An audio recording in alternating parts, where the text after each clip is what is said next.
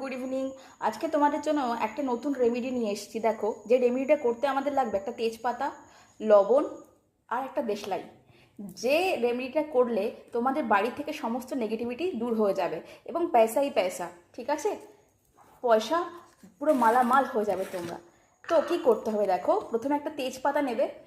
তেজপাতা নেওয়ার পর তার উপরে এইভাবে লবণটা ছড়িয়ে দেবে, ঠিক আছে?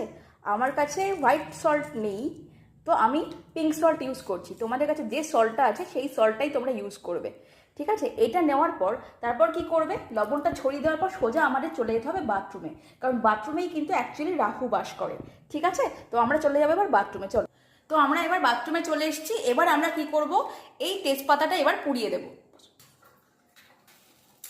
তো দেখো, এইবার আমরা তেজপাতাটা সম্পূর্ণ জ্বালিয়ে দেবো, ঠিক আছে? পুরো সম্পূর্ণ জ্বালিয়ে দেবো, আর ছাইটা বাথরুমেই পড়তে দেবো। সম্পূর্ণ পাতাটা